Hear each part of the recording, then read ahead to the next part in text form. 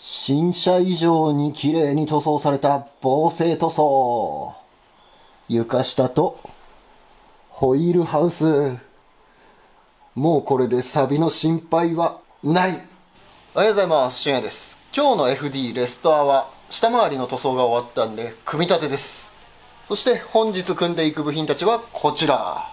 リアのサブフレーム、燃料タンク、遮熱板、あと燃料ホース、ブレーキ配管などなど細かい部品たちもたくさんあります。今回はこの部品たちを車に組んでいきたいと思います。外したのと逆の順番で組んでいけば失敗しないはずなんで、まずは配管からですね。ちょっと汚いんで綺麗に掃除してからやっていきます。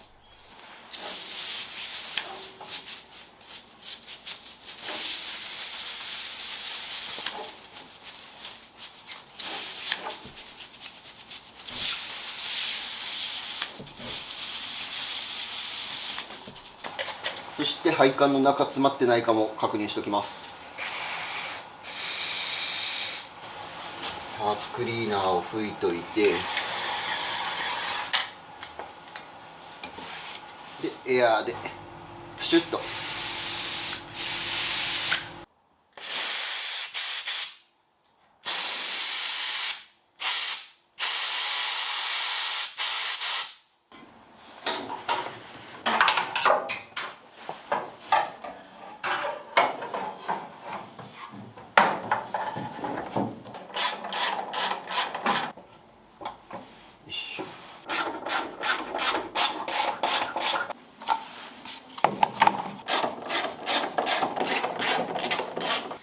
続いて遮熱板、ブラストかけてきれいにしたんですけど、このままだとまた錆び再発しそうだから、ちょっと気休めだけど336塗っておきます。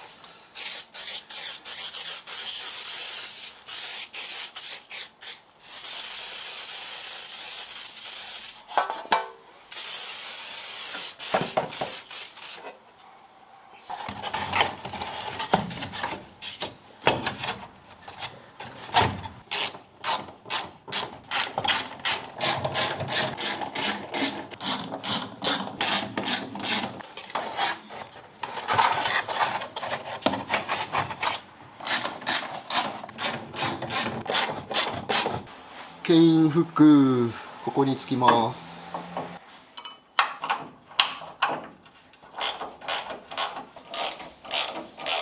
そしてチッピングスプレー塗っておきます。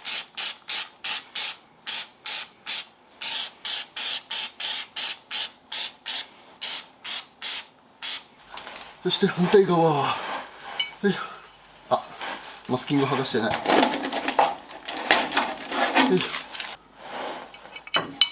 なんか今日は下回りの組み立てだからずっとカメラが上向きの映像多いんじゃないかな。下回り真っ黒に塗っちゃったからね、どこで何の作業をやってるかがいまいち分かりにくいですよね、きっとね。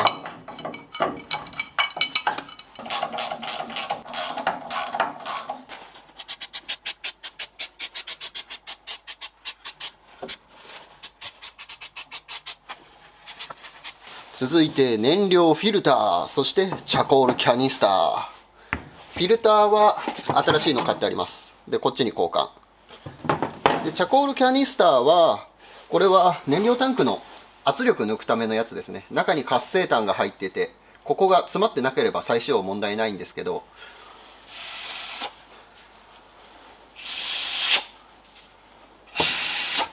ちゃんと詰まりなく導通してるんで、これはきれいに掃除して再使用します。今口で空気通したんですけど、間違っても吸っちゃダメですからね。吸ったらこの中に入ってるガソリンの蒸気が体の中入っちゃうから、あくまでも吹いて通るかどうか確かめるサービスマニュアルにのっとったやり方です。でちょっと汚いから水洗いしてきれいにしてきます。洗ってきました。でこれはそのまま、こっちはブラケットを外して新しいのに付け替えます。こっち向きでこうだね。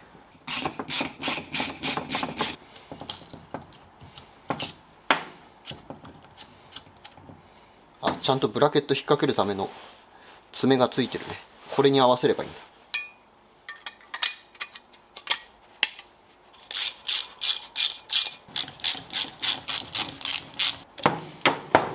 よいしょ。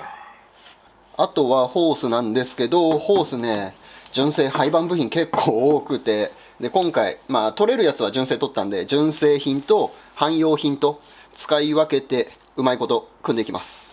今回用意したのこちら。ジムニーの時にも使ったんですけど、スターフレックスフューエルホース、インジェクター用の圧力高くても使えるガソリンホース。これの 8mm と 6mm 用意しました。これ使って、あとは純正のホースとか使って、うまいこと組み上げます。8ミリ、あ、これちょうどいい。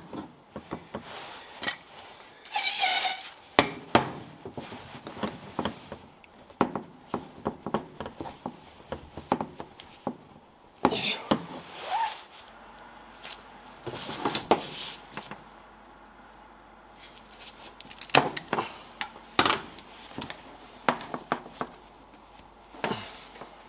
燃料フィルター、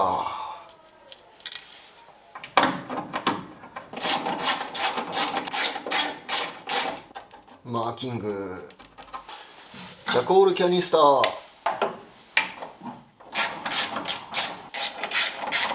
マーキング、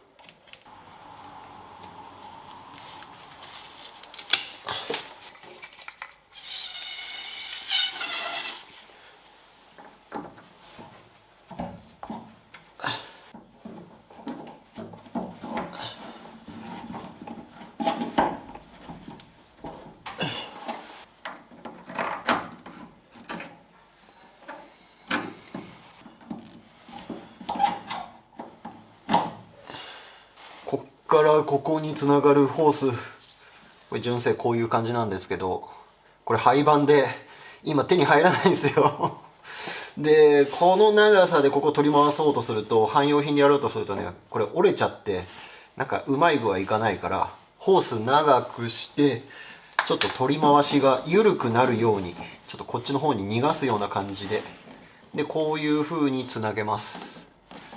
見えにくいかもしれないですけど、元の長さ通りに切るとこの長さなんですよ。で、ホースも長くなって取り回しも変わって周りに干渉したりとかしたら嫌だから、保護用のチューブ、これちゃんとかぶせてやっておきます。多分あと数年もすればまた松田さん再生産してくれると思うんですけど、今手に入らないからねこういう時は臨機応変に対応していくしかないです。元のホースより 1.5 倍ぐらい長く切りました。よ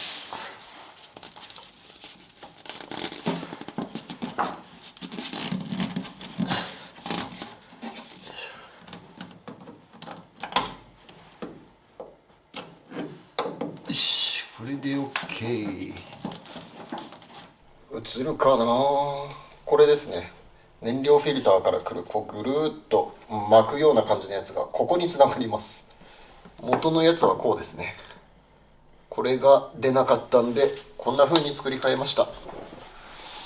結構ホース長く取った。こっちからぐーっと後ろの方巻いてきて、ホースが折れ曲がらないように。で、長くなった分この後ろのホースに干渉しそうだったんで、ここ結束バンドで縛って、ここも縛ってホース同士が接触しないようにしてあります。ちょっと暗くて見えにくいんですけど、あ、このアングルならわかるかな。ここね、ここ接触しないようにしてある。これで大丈夫だと思います。ここも折れてないし、こっち側も折れないんで、とりあえずこれで様子見ましょう。松田さんが早く部品再販してくれるのを願って、しばらくこれで様子を見ます。すいません、交換用のホース部品あった。モノタロウ廃盤だったからもうないんだと思ったけど、普通にマツダで部品が出ました。ということで、ここ燃料フィルターのところ変えておきます。交換終わりました。やっぱ純正品の方がしっくりくるね。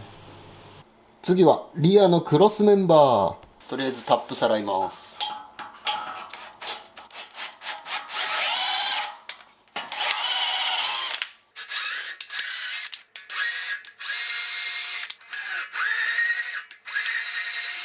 ボルト側もダイスでさらう。そ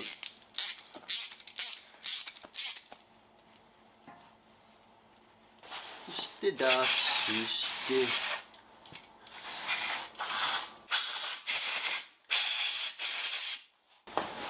して低強度のネジロック剤、これを塗ってちょびっとだけ塗って外した時についてたから、ちゃんと元通りに組んでいきます。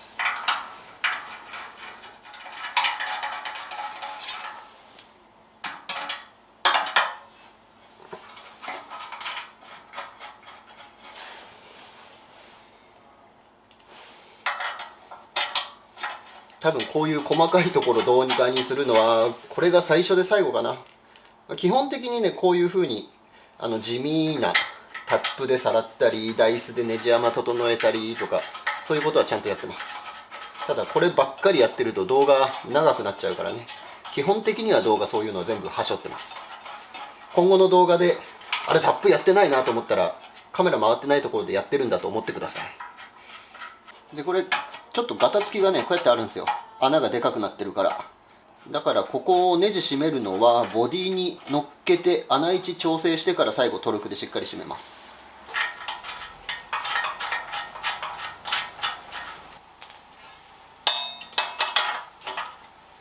そしてこれを起こしてよいしょ。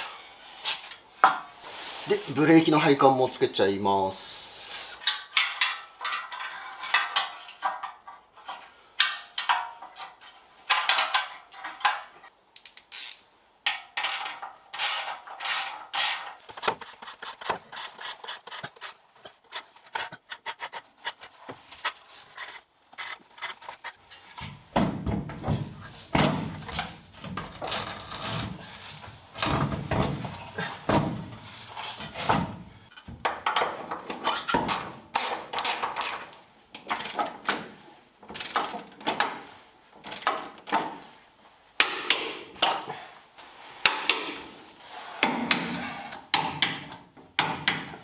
そしてフレームの中、クロスメンバーの中、ノックスドール、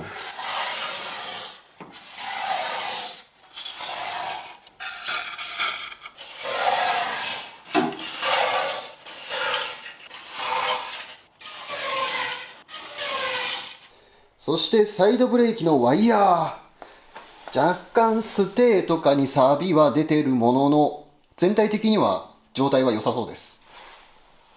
ブーツの破れもない。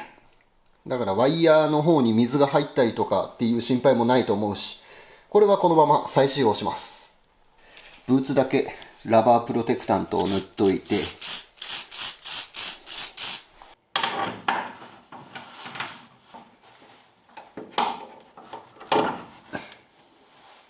続いて燃料タンクやっていきます。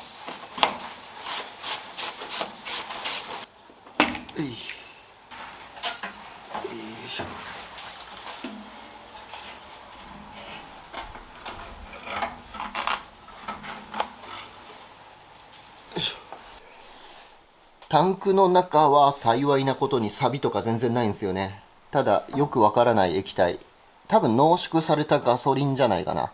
これが溜まってるんで、これはウエスで軽く拭き取ります。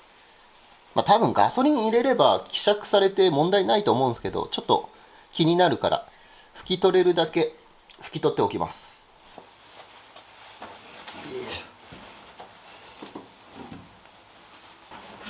結局この液体が何なのかはっきりしないままだな。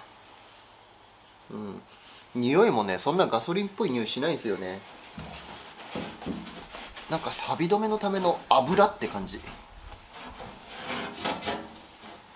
本当にツースト用のオイルとか入れてたのかな。よいしょ。結構黄色いね。ガソリンこんな色にならないですもんね。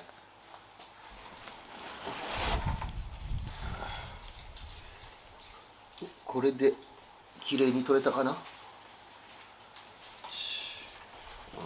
よくわからない液体です。そして燃料ポンプ、これも新品取ってあるんで交換していきます。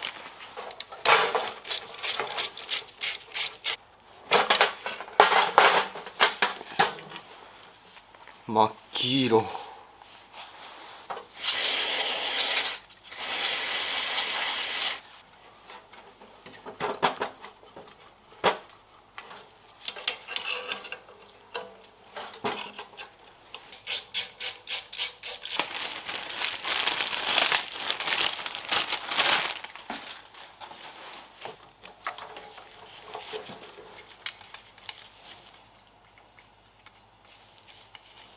これでポンプを戻します。よっと。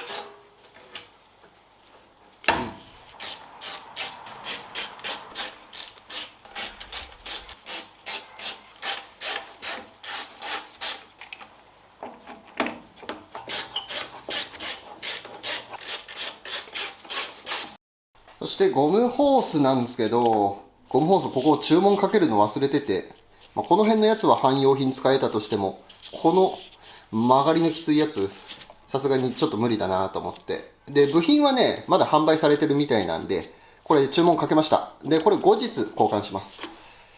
で、ここはタンク乗っけてもう帰れる場所だから、まあそんな心配ない。ただこっち、ここはタンク乗っけちゃうと全然作業できなくなるから、ここだけホース変えておきます。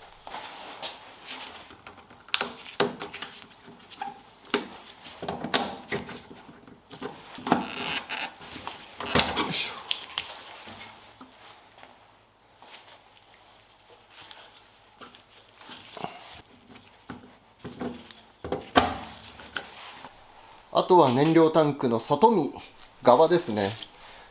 錆全然ないんですよね。めっちゃ状態いいなーって思ってたんですけど、タンクに傷が入ってました。これちょっと気になるから直します。こっち側がね、後ろ側で見える部分なんですよね。だからここの傷直しと、あとボディカラーの青、これの飛び散った塗料も見た目良くないから、タンクの外側きれいに直していきます。ここアンダーコートがムニュって飛び出した感じになっちゃってるから切り落とします。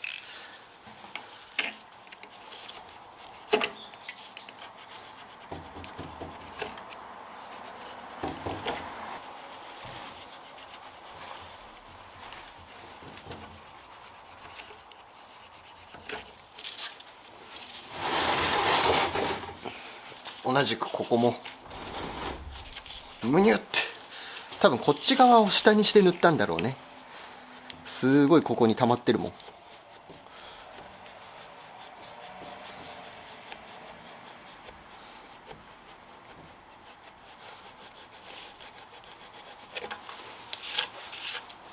同じようにこの傷になってる場所もちょっとアンダーコートをめくっておきます。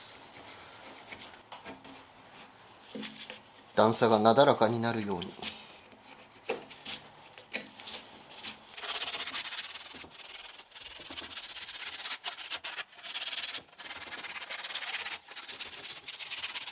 そして水洗い。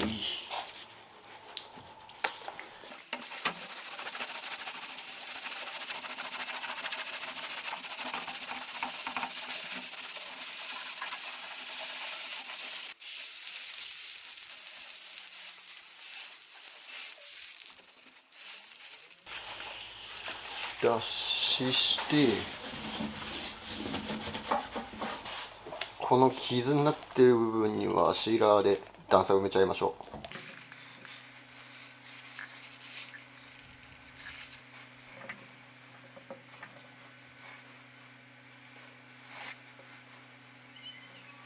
この状態でチッピング塗装していきます。で、カメラ古いやつに切り替えるのめんどくさいから、この新しいやつなんだけど近くで塗るとカメラ汚れちゃうからカメラ思いっきり下がって、でめちゃくちゃズームしてこれで塗っていきましょう。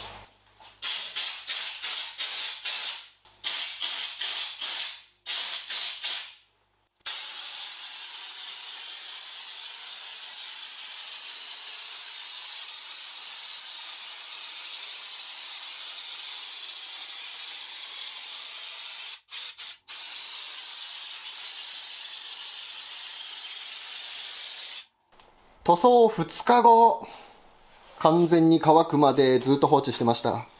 結構シーラーをさ、厚盛りしたから中埋みしてこう組んでる最中にブヨーっとかしたら嫌だなと思ってしばらく放置してました。で、塗ったところここね、シーラー塗った場所ここ。よーく見ればわかるけど、ちょっと下がればもうわからない。純正でもなんかこういう変な感じになってたりする場所がたくさんあるから、なんかそういう流れの一部だなと思ってしまえばわかんないですよね。青い塗料が飛び散ってたところも綺麗になったし、なんか純正のムジャーってなってたのも切り落としたから、綺麗になりましたね。よし、燃料タンクが綺麗になったので車に組んでいきましょ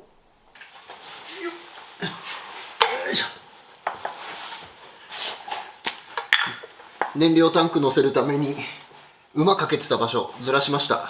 でここフレームで当ててたんで、フレームにねアンダーコードかかってない場所があるんですよ。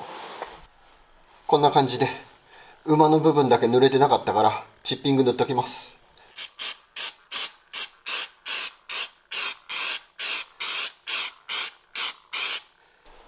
反対側も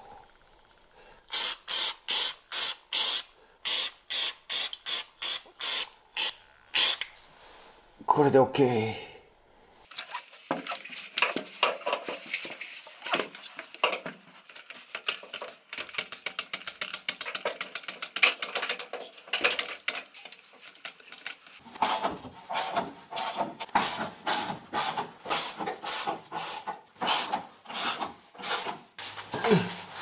乗せるときちょっと引っ掛けちゃった。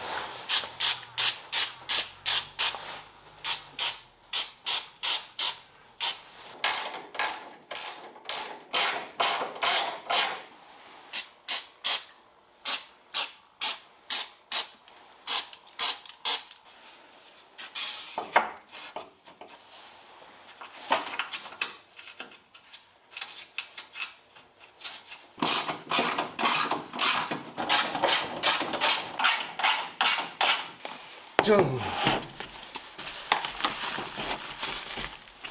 エプトシーラー。この外気導入のやつとか、あと燃料タンクのところの蓋とか、これに貼っていきます。純正のやつがさ、もうボロボロでスポンジが全く残ってなくて、両面テープしかついてない状態だったから、これ貼り替えます。こういう細かいところがね時間かかるんですけどね、これが後々響いてくるんですよね。こういうところから水入ってきちゃったりとかするから、組んでしまえば分からなくなるところなんですけどね。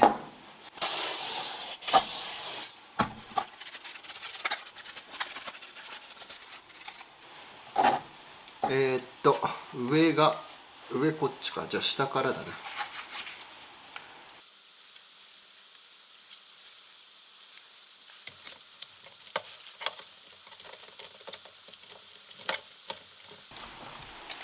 よっしゃ、これで OK。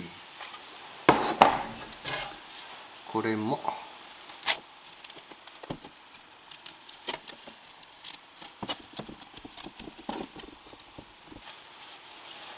いい感じになりました。ちょうどこの外側から見える部分はチッピングコートが入っていて、それ以外の場所はサフェーサー、スポンジテープもいい感じになった。とりあえず室内塗ってないから、この蓋は仮置き、室内塗装してからちゃんと固定します。もう一つの白いやつはここにつきます。リアフェンダーの裏側、これが燃料タンクです。これでドア閉めた時とかの空気圧、室内の圧力を逃がすためのやつですね。ドアを閉めるとこの中のがこうビロビロビロってなって空気を逃がしてくれます。よっしゃ、そしたら出来上がったばかりのリアデフ、これを車に乗せていきましょう。部品待ちでなかなか作業進んでなかったから、ボディの組み立てと同時進行で作業を進めてました。これを車に乗せていきます。重いよ。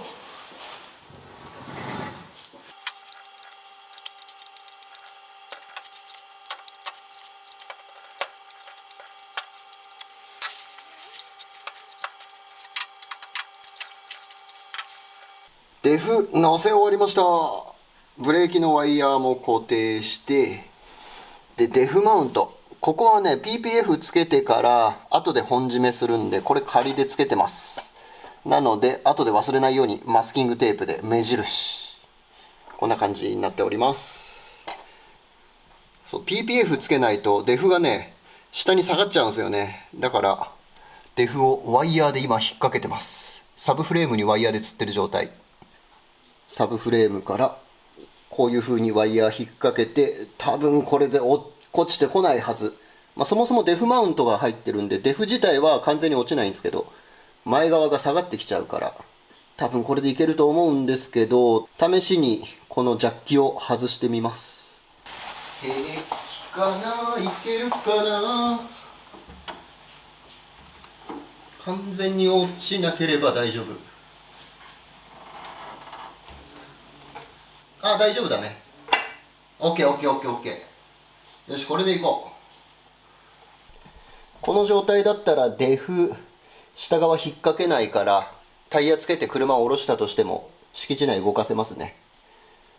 これワイヤーで引っ掛けとかないとデフが下にダラーンとなっちゃってまともに動かせなくなってしまいます。ドライブシャフト塗装したからめっちゃ綺麗です。これを入れて今日は終わり。そしたら塗装するのに綺麗に脱脂しちゃったから、ここ油っ気全くないんで、軽くでいいんでギアオイルを塗っておきます。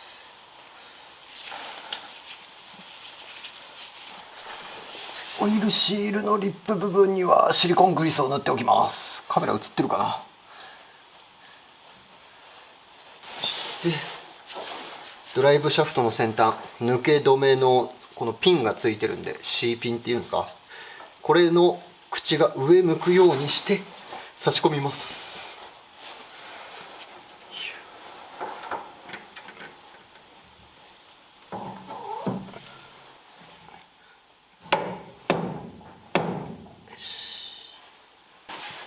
反対側も油塗ったやつを入れる。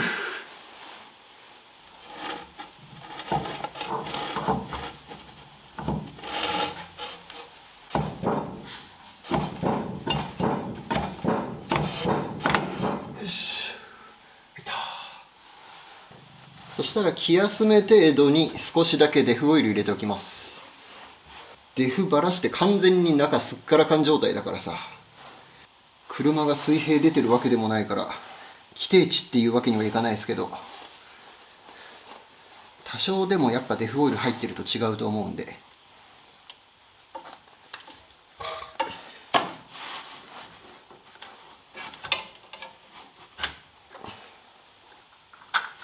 にしてもこのデフオイルすっげえ入れにくいな。サブフレームがまんまこのデフの蓋のところにかぶさる形なんだね。すごく入れにくいここ。よし、いいでしょう。本日の作業これにて終了。だいぶ組み上がってきたね。我が家の車はみんな下回りが黒くなっていく。これはうちの車のサガなのかな。まあでも黒い部品綺麗ですね。すごく統一感があっていいね。さあ、あとは足回りの部品、ブレーキとかいろいろ組んだら後ろの作業完成ですね。ということで次回の動画は足回りの組み立てです。リアルタイムは若干作業が進んでます。まだ動画で未公開の部分がこんな感じになってます。次回組み立て見逃さないようにチャンネル登録よろしくお願いします。最後までご視聴ありがとうございました。また次回お会いいたしましょう。バイ。